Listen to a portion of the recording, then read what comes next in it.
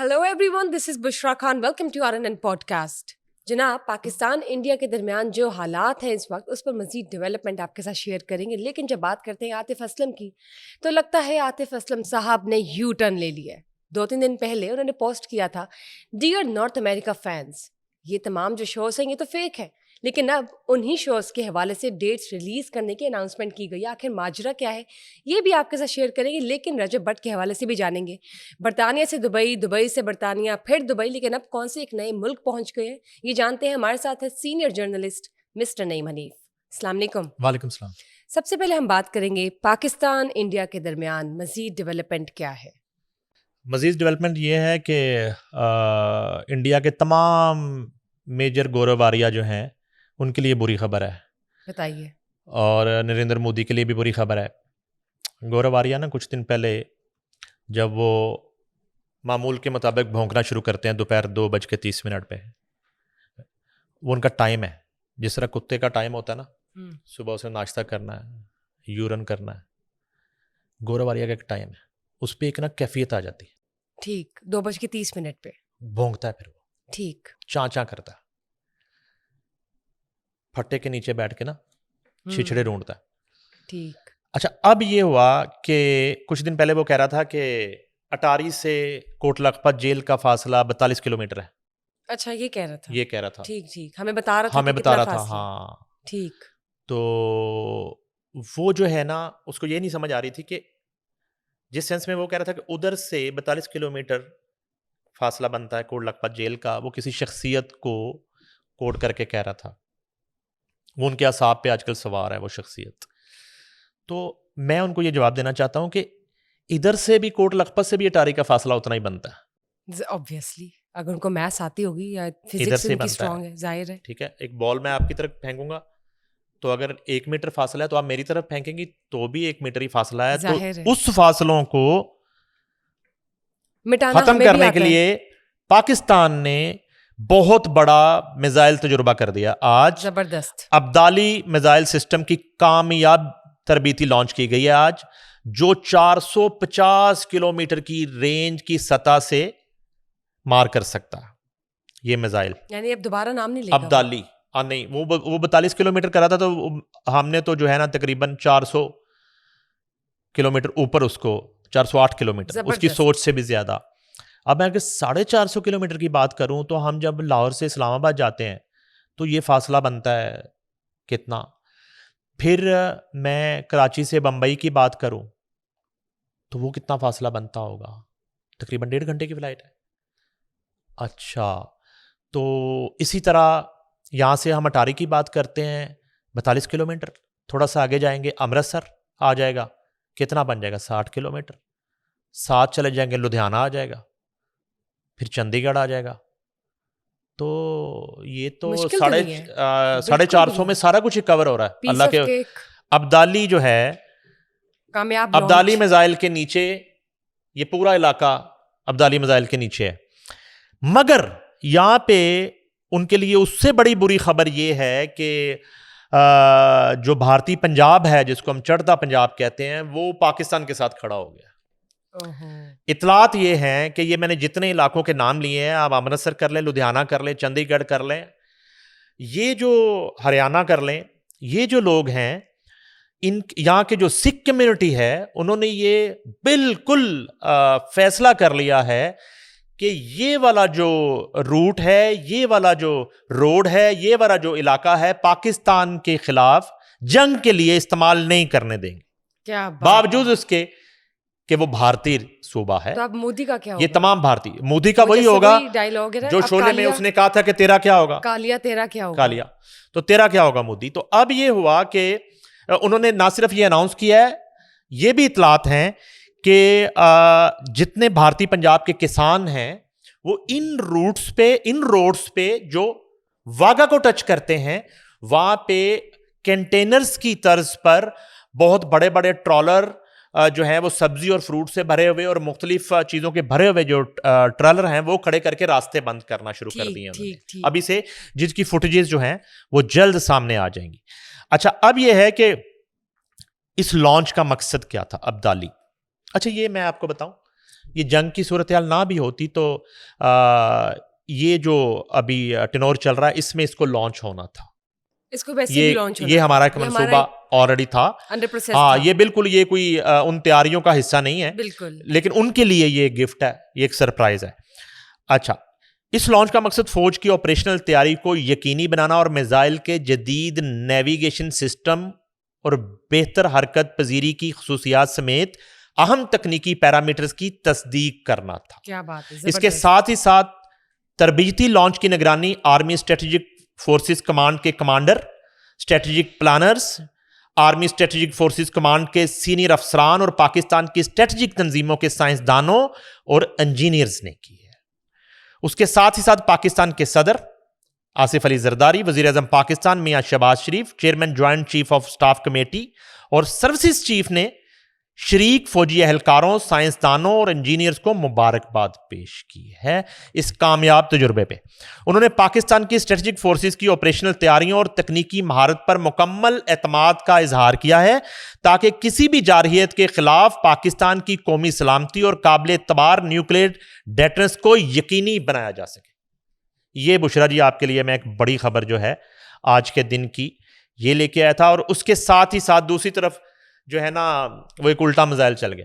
وہ یہ چل گیا کہ سب سے بڑی جو انڈیا کی اپوزیشن پارٹی ہے کانگریس, انہوں نے اس پہلگام کو پلوامہ ٹائپ ڈرامہ قرار دے دیا. کانگریس نے بھی اس بات کانگریس کھڑی ہوگی. کانگریس نے کہا جی کہ وہ یہ ڈرامہ, یہ جھوٹ ہے. انڈیا میں تو آپس میں اتفاق نہیں ہے اس بات کو لے کے, اس واقعہ کو لے کے. یہ آپ کی الیکشن کیمپین ہے, آپ ایکسپوز ہو چکے ہیں, آپ قوم سے معافی مانگے اور آپ نے وہ جو 27 قتل کروائے ہیں اس کا حساب دیں اور بتائیں کس سے کروائے قتل. آپ نے بھارتی ہندوؤں سے ہندوؤں کو مروا دیا, اب ڈال رہے ہیں پاکستان کے اوپر. یہ بحث شروع ہو گئی ہے اور یہ آمنے سامنے جو ہے اپوزیشن نے وہاں پہ الزامات لگائے ہیں. میں وہ بھی چند پوائنٹس آپ کے ساتھ شیئر کر دیتا ہوں. کانگریس رہنما مشرقی پنجاب کے سابق وزیر اعلیٰ چرنجیت سنگھ چنی نے بالا کوٹ سرجیکل سٹرائک کا ثبوت بھی طلب کر لیا. انہوں نے کہا او بھی صاحب دیو سانو, بالا کوٹ میں آپ نے کیا کیا تھا.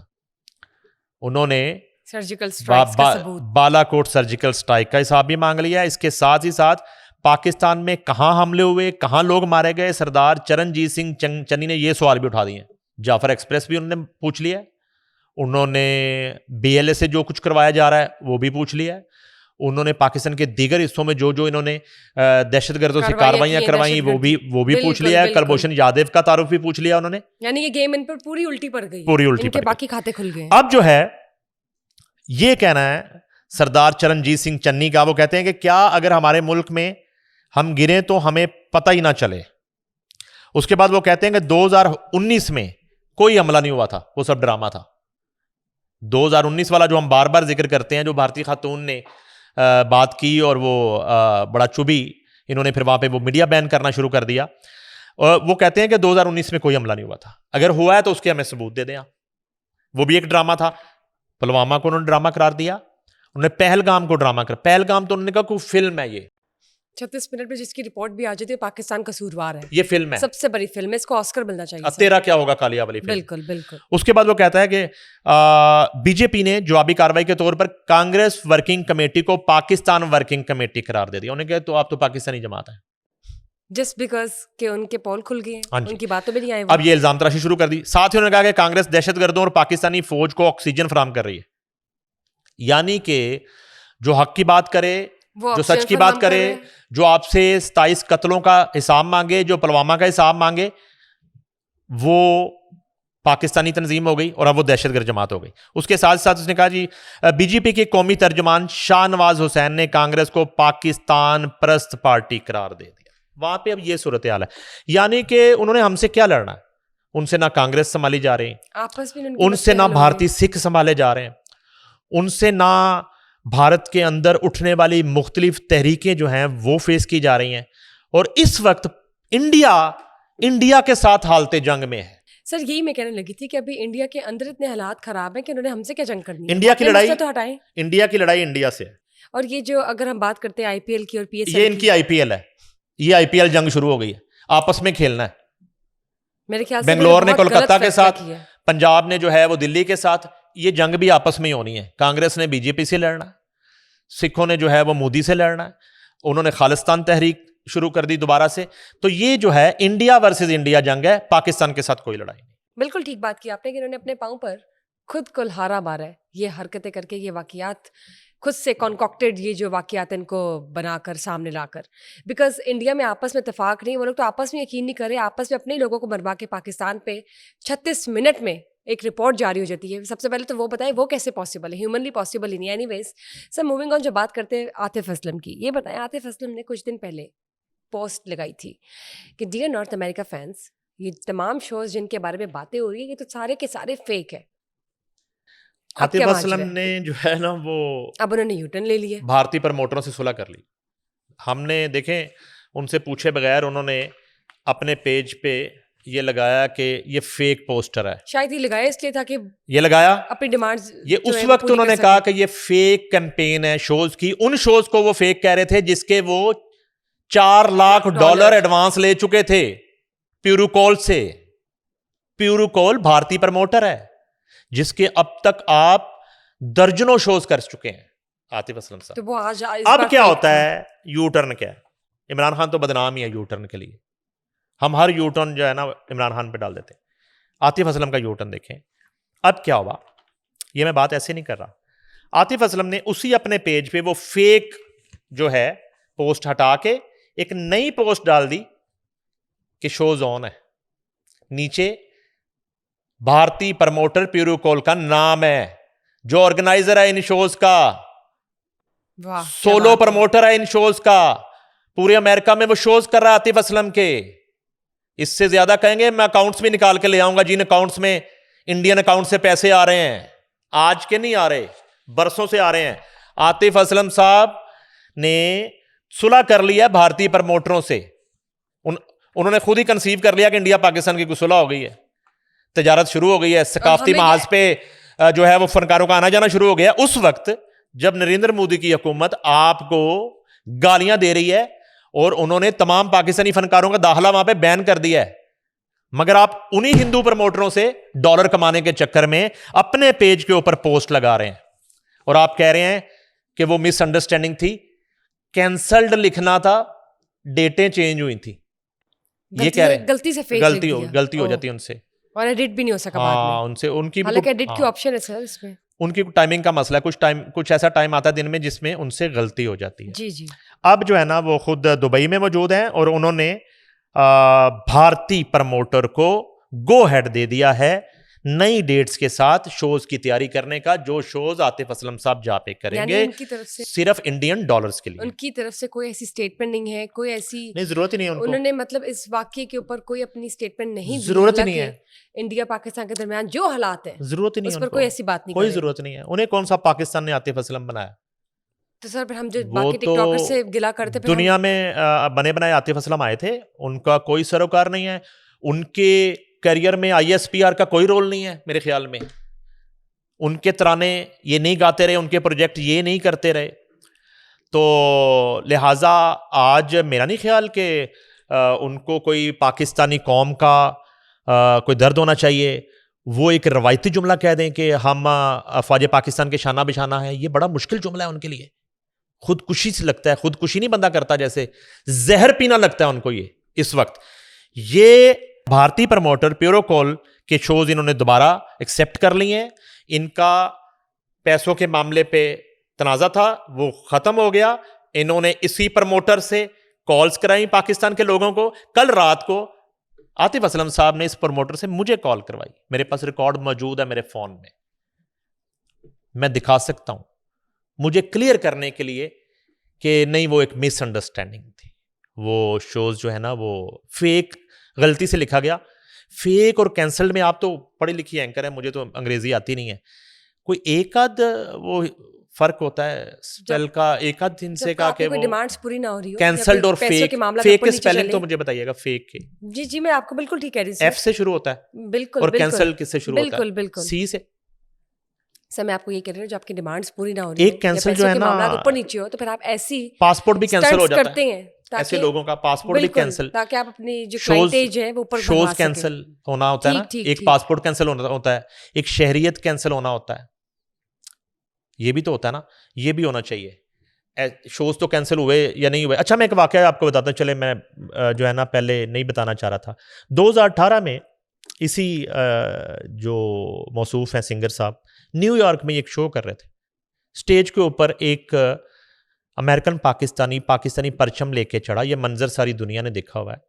تو ان کو پاکستانی پرچم جو ہے وہ تھمانے کی کوشش کی کہ آپ گانا گاتے ہوئے یہ پرچم لہرا دیں, تو انہوں نے وہ پاکستانی پرچم پکڑنے سے انکار کر دیا. تو ثابت ہوا کہ آپ صرف پاکستان کے اندر جب موجود ہوتے ہیں تو آپ پاکستانی ہوتے ہیں, جیسے ہی آپ پاکستان سے باہر نکلتے ہیں آپ کا اس مٹی سے, اس دھرتی سے, اس ملک سے, اس قومیت سے, اس قوم سے تعلق ختم ہو جاتا ہے.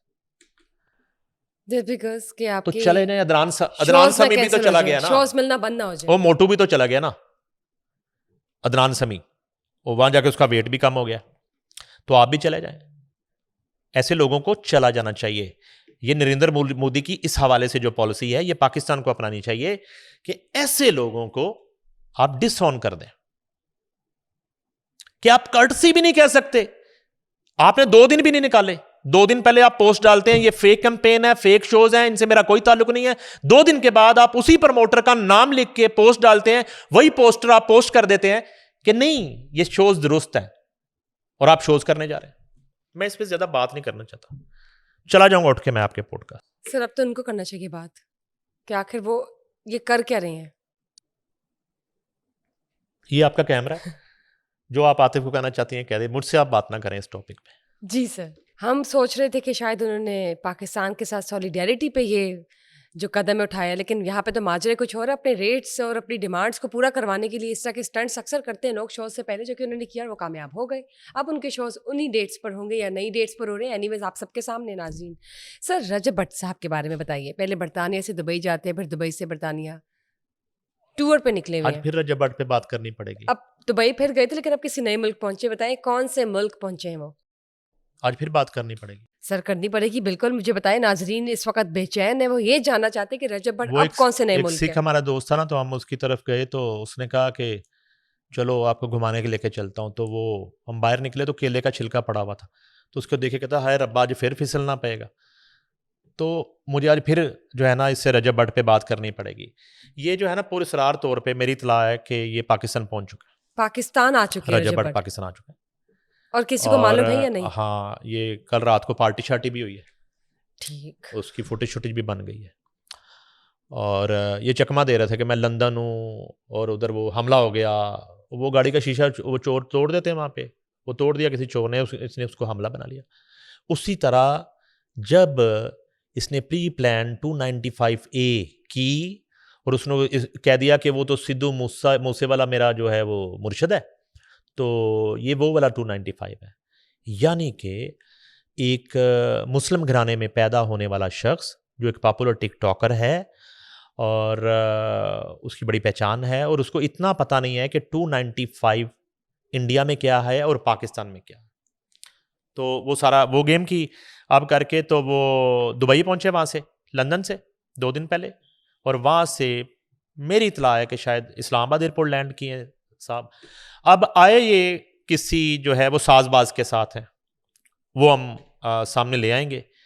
کس نے گو ہیڈ دیا ہے آنے کے لیے, کس نے یقین دہانی کروائی ہے کہ آپ شامل تفتیش ہوں, آپ کی جو ہے نا وہ بیل ہو جائے گی.